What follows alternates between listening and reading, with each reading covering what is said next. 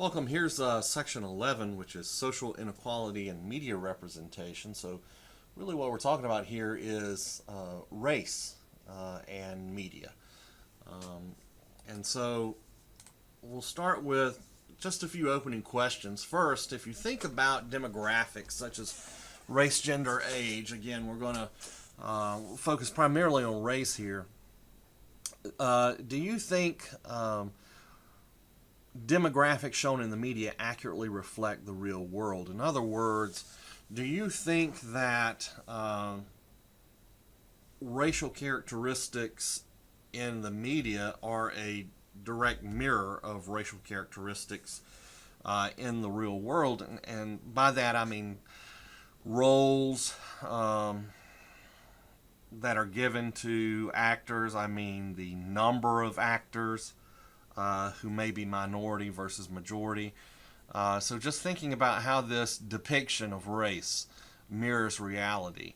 What groups may be under or overrepresented? And what stereotypes of these groups exist? And why do you think stereotypes and under or overrepresentation exists? So if we're really talking about those questions there, what we're really discussing is issues of inclusion, roles, and control. Inclusion being, are images of race included in the media, and are they accurate? Okay. Roles, how are these groups portrayed? And control, do people in these groups have control over the creation and production of the images portrayed? So if we move forward, we can just look at some numbers about racial inclusion and diversity. Until the civil rights movement, very little representation of blacks was on radio or television. You would have some minor characters or minor figures, but nothing in a substantial way. In 1960s, in the 1970s, as civil rights takes off in that time period, more blacks are featured on TV. By the time we hit 1970, half of all dramatic TV programs included a black character. By the 1990s, blacks made up 12% of the population, 11% of primetime characters, and 9% of daytime characters. So if I say 12% of the population, I mean in real society. The amount of the American population that is African American is 12%, and if we looked at that, the TV, 11% were shown in primetime, 9% in daytime characters. In 2004, which seems dated because we're talking about 14 years ago, but the number is actually held relatively steady since this time, and I checked the numbers just a while back and was looking at 2016 numbers, and roughly you're looking at the same. The number of black characters in prime time is around 15 to 16% right now.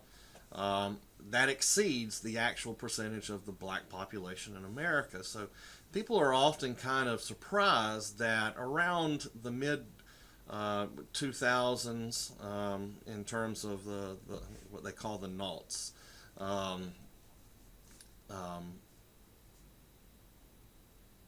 was just thinking there's this weird term that's being kind of pushed around right now, which is people are referring to that time period between 2000 and 2010 as the noughts. The noughts being like zero. And someone the other day was referring to it just like you would say the 60s, the 70s, the 80s, the 90s. Someone referred to it as the naughties. And I just thought naughties is a loaded term. But if we look at 2004, and again, it holds up, we have about 16% of the characters in prime time being African American.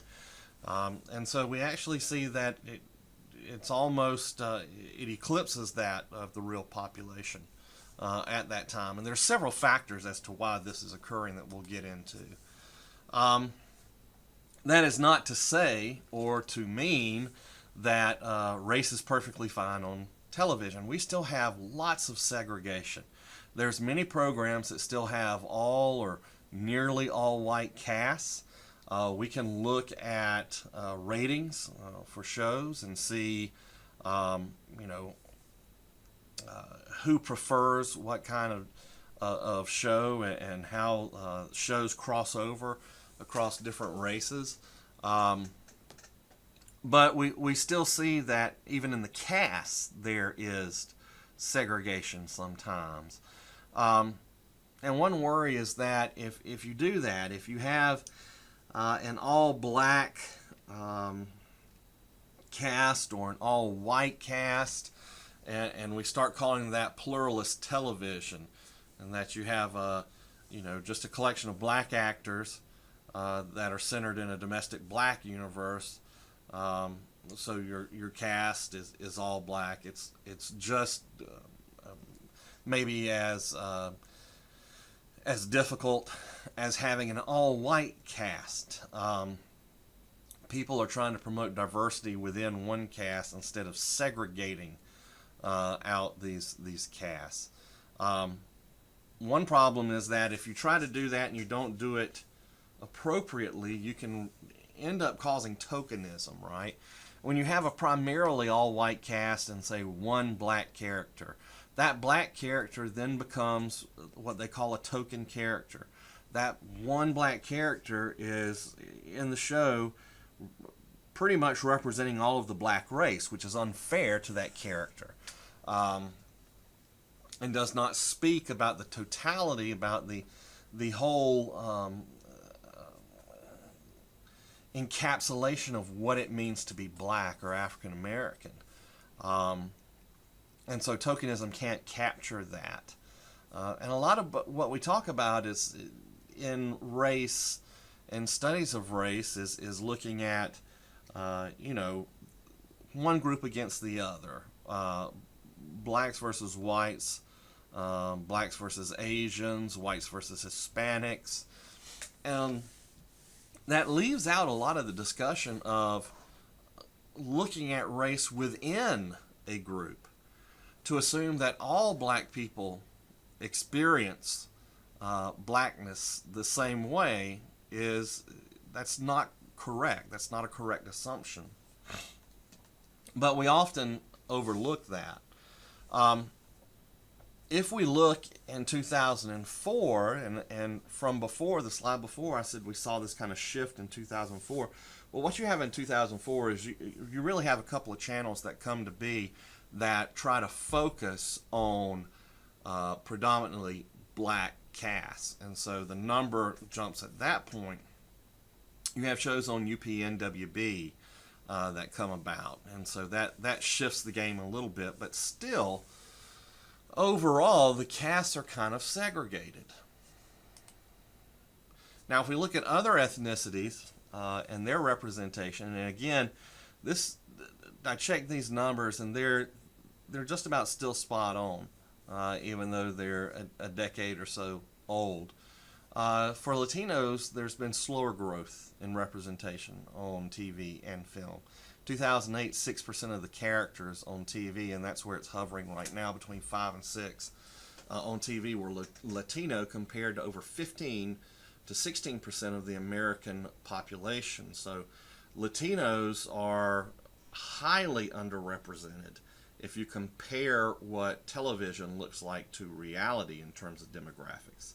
Asians are the least represented minority by actual number. Now, we need to make sure that you understand what I'm saying. I'm saying that if we look at roles, who has the fewest roles on television, Asians get the fewest roles by number, right? There was only, in this study in 2008, there were only 33 characters in primetime television that were considered Asian. But again, if we look at percentage and look at roles of percentage versus percentage population in 2008, it's almost equal. 3.8% of characters in film and primetime TV were Asian versus 4.5% of the American population being Asian. So while Asians may have the least number of characters in primetime and film, Latino still by percentage is the most underrepresented. So I want people to kind of understand the difference between percentage and actual numbers there. Percentage wise, Latinos coming in with 6% of the characters, but over 15% of the population. That is the most underrepresented group. Okay. Other forms of media, and what we've seen is that this underrepresentation occurs not just in TV and film, but also in music videos, magazines, advertising. But we're starting to see that things, especially in advertising, are starting to level out. Why is that? Well, because what you have is you have these groups like Hispanics and Asians that are they're growing in similar ways, not totally ways, but similar ways in the way that we had the rising of a white middle class. What we have now is the number of Hispanics in America that are gaining employment, that are working steadily, that are getting some disposable income, and so they're starting to get to a point where economically they're more stable. What that means to advertisers is, hey, we have a population here who has money to spend on products. We need to make sure that we are advertising to those people. What you're going to see a lot of times with race and media is that it's not someone's had this change of heart, this crisis of conscience to say, wow, we've been really kind of racist towards these people. What it is primarily is economic motive. Here's a group of people that have money to spend. We need them to spend money on our products. Therefore, we need to figure out how to advertise to this group. In video games, we see that the percentage of portrayals closely resembles that of the actual population in America for whites, blacks, and Asians. However, Hispanics still have a huge underrepresentation. Characters in video games that are Hispanic are about 3%. And again, that's versus 15-16% of the actual American population. What about the audience? So if you have these casts that can be pluralist, and that, you know, it's an all-white cast, it's an all-black cast, what about people that are actually watching these shows? This is called audience segregation, sometimes also referred to more commonly as audience segmentation, because your audience is kind of getting grouped into segments. In 1996, only one of the top 20 most popular TV shows in black households was among the top 20 in white households. So in 1996, there's one show that basically is shared between white and blacks as being one of the top 20 shows. 2000, that number increased to 8 among the top 20. Okay.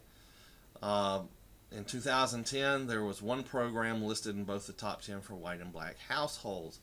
What we're saying is that there are differences between what white audiences want to watch and what black audiences want to watch. Okay? And we can look at, they actually track these things. They break down these groups by race and age, and we can see what's popular and what's not popular. And I can tell you that this segmentation definitely still exists. If you look at white shows, and what I mean by that are shows that are watched heavily by a white audience, you will see that those shows sometimes cross over into Hispanics audiences, sometimes crosses over into Asian audiences. But what you will find still to this day is that the shows that black audiences are watching are uniquely different than what white and Hispanic and Asian audiences are watching. So this audience segmentation still exists very much.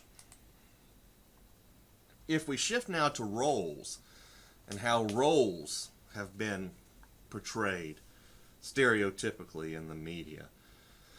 Again, like I was saying, in the early days of radio and TV and film, you didn't have very many um, black characters. Certainly not a lot of Hispanic characters or Asian characters.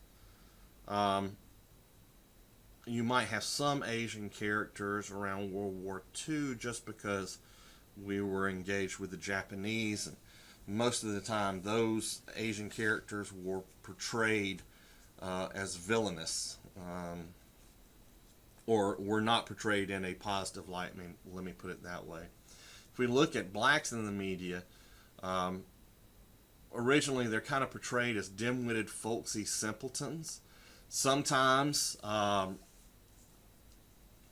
in the early days of film, I would say more so because we didn't have television, and radio wasn't a huge thing. But in the early days of film, old black and white silent films, if you had a black person in there, it was usually to have them portrayed as some kind of animalistic criminal, headhunters in the jungles of Africa. Um, Things like that, just not very favorable or realistic depictions. Okay. Later on, you kind of get these portrayals of the dim-witted, folksy simpleton, the entertainer, the comedian, and we can watch some of these, some clips of these things that I have here. But the minstrels were, they were basically black vaudevillian performers. Singers, comedians, dancers, whatnot, and so they were performers in this vaudeville, era. What ends up happening is that you get audiences that would rather, at some point, see white people pretend to be black people being entertainers. You get this whole concept of putting on blackface. That comes about in vaudeville. Another kind of simpleton, folksy character, Little Black Sambo, we can watch, which is about this little black child that grows up in the jungle and his exploits, his adventures. Uncle Tom. Sometimes we also refer to this, or there's another character specifically in literary, in the literary world called Uncle Remus, and he's also kind of an Uncle Tom character. We can talk about what these things mean. Uncle Tom is a reference to a black person that is pretending to be white in their mannerisms. The sellouts would be one way to explain that. That may make sense. So these are characters that existed in the early days of television and film, especially. The 40s and 50s, we see that they're still kind of, it's not so much that they're portrayed as animalistic criminals anymore, but they're still relegated to just serving as basically entertainers in the media, or you'll see them as servants, house servants on shows. A lot of these early stereotypes of African Americans kind of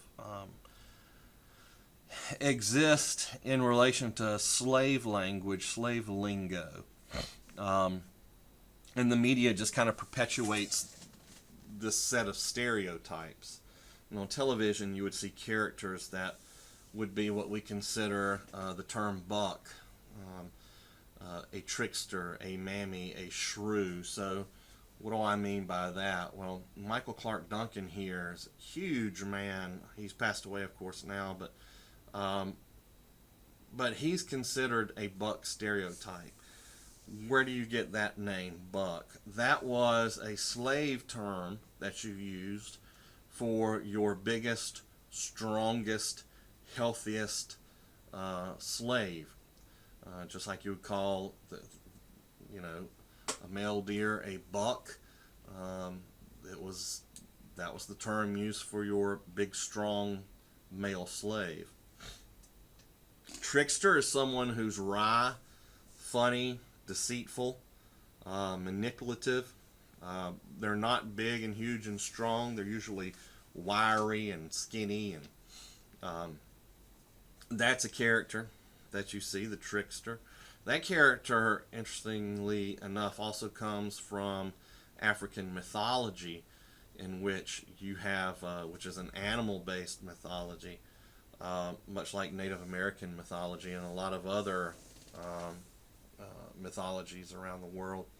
You have a trickster character, a character whose function, much like Loki in Norse mythology, you have someone who's deceitful, who plays tricks all the time, um, tries to get the upper hand on somebody else. In African um, mythology and the mythos, the trickster is a rabbit. Native Americans, your trickster is usually a wolf or a coyote. Um, but in African culture, that trickster character was always thought to be a rabbit. Thus, why your cereal box that has a rabbit as the mascot is called Trix. The Mammy character, here I have a picture of Hattie McDaniel, who played Mammy in Gone with the Wind. The Mammy character or stereotype is the big, curvy black woman who sasses a lot but runs the house.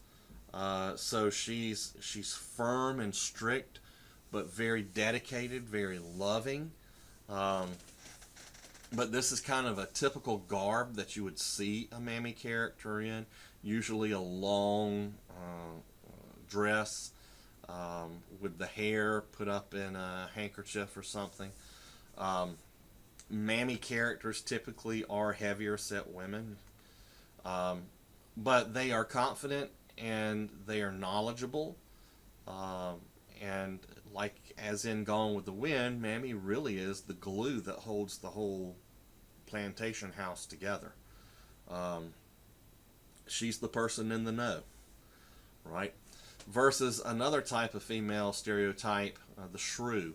So this is the person that's not in control, who's always in hysterics and creating drama and isn't that knowledgeable.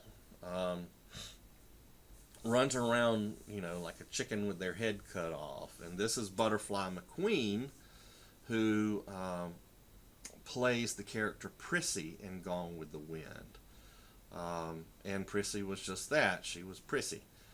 She didn't want to be bothered with anything. She wanted to complain about a lot of stuff, but she was an annoyance.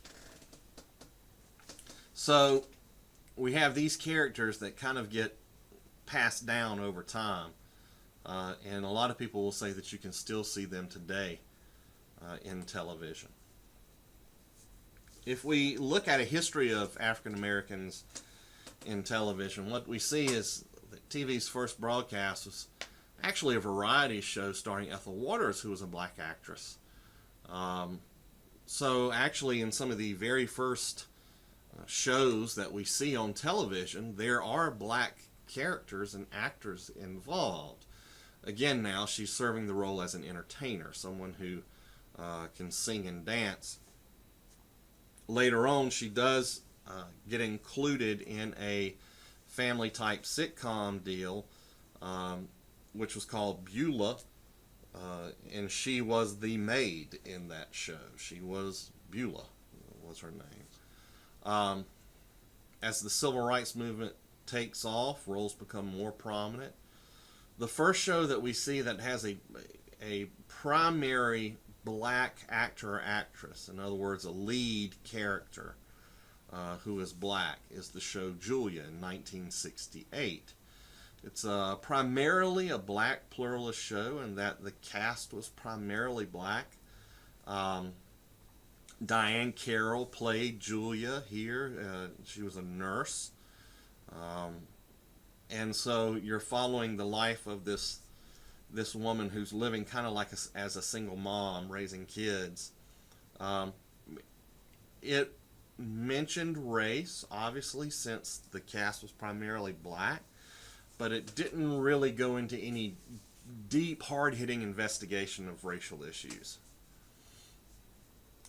That's kind of a common theme that we see in the 60s, is that you have depictions of race, and it may get mentioned, but it's never really explored.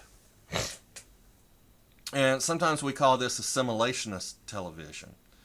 And the reason why we call it assimilationist is because in these shows, it looks as if black people have totally assimilated into a white universe. You get shows like I Spy, Mission Impossible, Star Trek, in which you have black actors and white actors in the same show, and they are, black characters and white characters in that show, but they seem to all get along just fine. There's no deep discussion of race, and if it is, it's very quick, or it's just one episode out of several.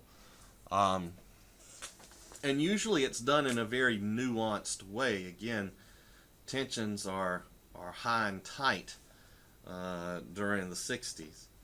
In 70s, we start seeing this, especially because we're getting to the bicentennial at that point of America, and there's this renewed patriotism that kind of comes through in the 70s.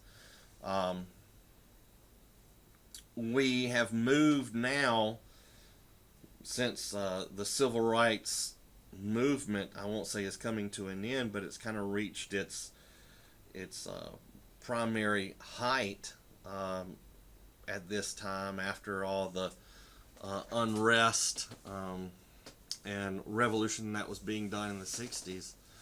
In the 70s, you have these people that have said basically, okay, well, again, we can provide you with rights if you'll just assimilate into our culture, right? And this is where you start hearing this phrase of America, or this metaphor as America of a melting pot, really start taking off in the 70s. And it was happening in the 60s too, but more so in the 70s. Although, by the time we're in the 70s, there's kind of a wide shift. If you think about the beginning of the 70s versus the end of the 70s. At the beginning of the 70s, you have the hippie movement, you have all this cultural upheaval, this unrest, trying to change institutions. You still have that going on in the very early 70s. By the time you hit 1979, you're basically looking at the yuppies of the 80s, the people who want it now, fast, and they want to make a quick buck. They're self-centered, concerned only about themselves. This is the era of disco and having a good time above anything else. So it's a weird decade when you look at the 70s.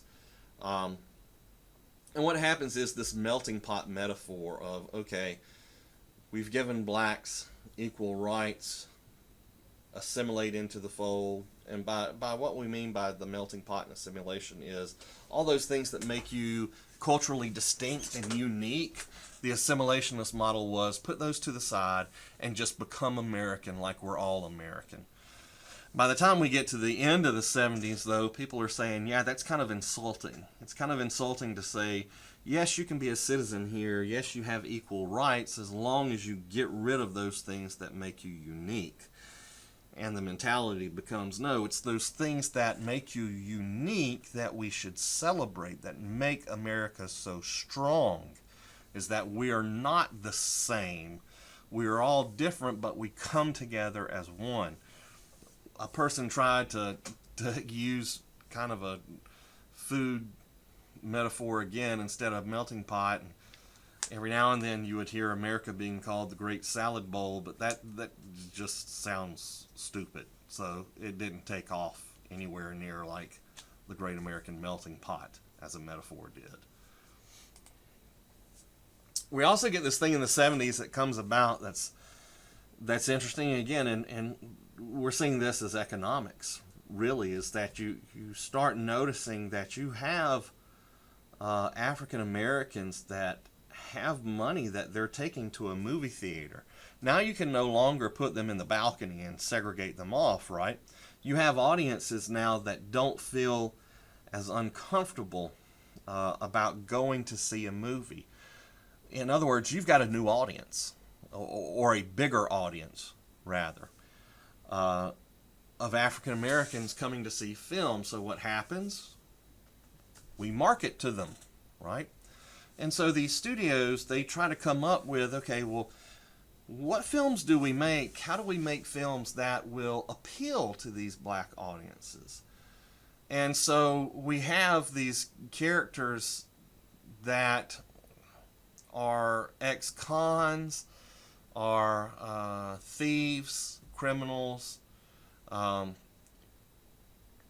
people that live on the street, in the hard streets, that struggling to make their way. You get this kind of genre of film called blaxploitation, right? So this kind of combination of black and exploitation. So, and that's what we think. Of course, that was not what it was called back then. You had movies like Shaft, Dolomite, Superfly. They're actually doing a remake of Superfly, I believe. That, it was all black cast primarily. Black lead actor or actress. And so the common themes, though, were crime and drugs and sex. And people started to realize that, we have these movies one after another that are coming out that have these repetitive themes of crime, sex, drugs, whatnot. That's really exploiting black people more so than it is shining a spotlight on accomplishments. And so there's a lot of people that look at that and say, this era of blaxploitation wasn't necessarily showing you strong black men gaining power, which on the face of it, that's what it is meant. Was, here's an ex-con who's been treated unfairly by the system, that being the black man, or the white man rather. So you have a black man who's been treated unfairly by white men. He's an ex-con, and now he's back in the game after getting out of prison, and he's going for a big score. And he'll do anything he has to make his way in the world. The people who made these movies thought, well, this is showing strong black characters. But again, when the environment in the movie is always sex, drugs, and crime, it doesn't help any. So the problem, of course, was that you didn't have black directors, black writers, studios with black leadership that were making these decisions. It was white screenwriters, white studio executives that were making these stories for black people, and they just did not ring true. Which gets us to kind of like the tail end of our discussion. If you talk about inclusion and diversity, you talk about what roles there were, the last thing I said you can discuss is control. Who controls the media? And so we can look at that and say, well, should stereotypes still dominate television and film? If we like to think of ourselves as being much better today in terms of investigating racism and talking about racism, if we think we're doing a better job, then why do stereotypes still dominate? They should not. And we can just look at a little bit of history of television to kind of inform us here.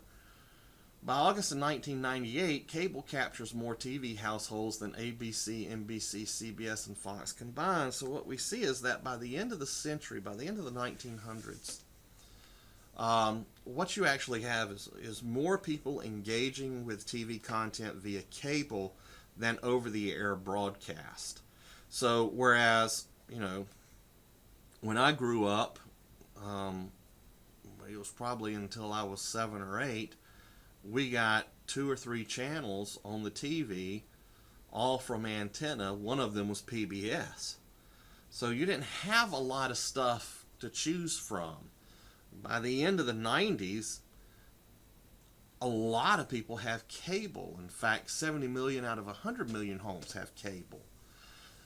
That, by the way, is called a diffusion rate. Whenever you look at a technology and how fast it's being diffused, how many people have accepted the technology, that's a diffusion rate. So, in other words, by the end of the 90s, the diffusion rate for cable television is roughly about 70% in American homes, right? So 70% of the people with televisions are getting their content via cable. Why is this important? Why am I bringing this up? Because there's other facts that are relevant too. In 1990, blacks watched an average of 70 hours per week of television, while non-blacks watched 47. So you have a black audience that's watching lots of television, and you have 70% of the country that's getting their content via cable. What does that mean? It means there's not just 2 or 3 stations they're watching. There's several stations. There's lots of stations that they're watching. And if we know a black audience watches more, significantly more television than a white audience, put 2 and 2 together, you would think large audience, lots of different opportunities to give content. You would think that stereotypes would not exist, because you want to cater to a black audience. You don't want to upset them. So get away from the stereotypical roles. There's lots of content out there for them to engage with. Don't tick them off because they'll run somewhere else to another channel, to another set of shows.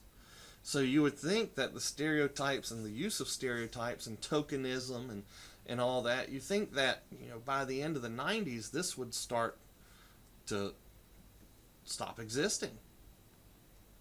But that's not necessarily the case. Why? Because you have institutional racism and what sometimes people refer to as modern racism that's occurring. You have still mostly white executives in power positions within the media, white writers, white news directors, white owners of these stations.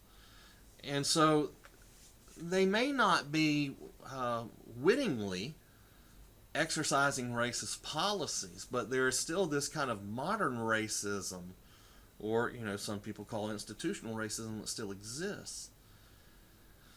So what do I mean by modern racism? That's the fact that the hostility, rejection, and denial by whites towards the activities and aspirations of black people. That's what a modern racism kind of perspective is that, yes, we allow black people to have equal rights, but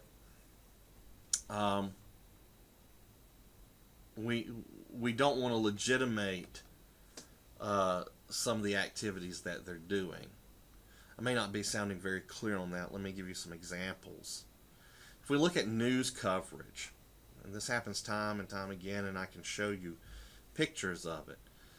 News coverage of black people versus white people, and how news coverage of black people tends to focus on negative aspects instead of positive aspects. Whites are treated as if they speak for an entire community, but when you talk to a black person in the news, a lot of times they are thought of as, here's a black voice speaking for the black community, not here's a person who is speaking for all of the community, white and black and Hispanic.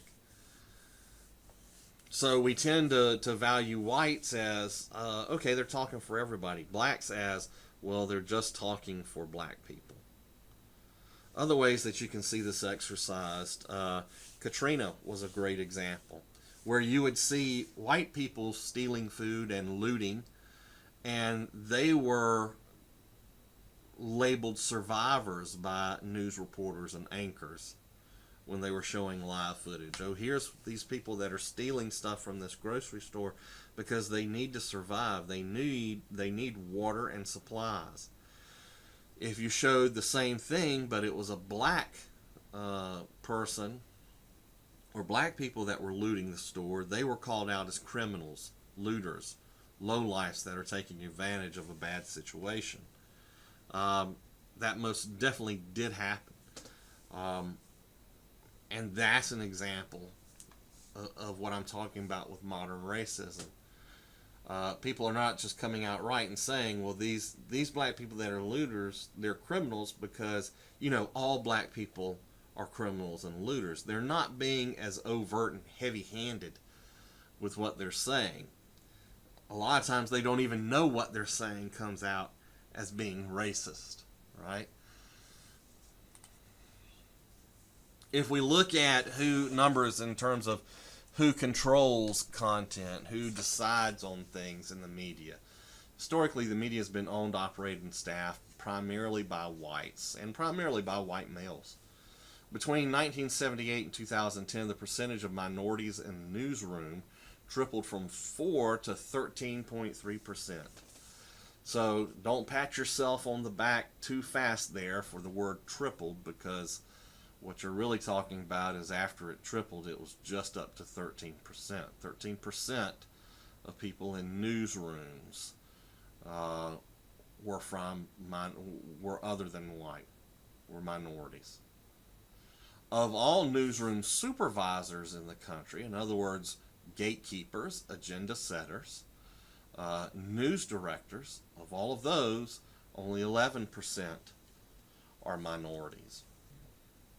Also, half of the newspaper that responded to a survey that was given in 2010, half of the newspapers had no minorities on their full-time staff. So you want a Hispanic perspective? Let's hire someone freelance.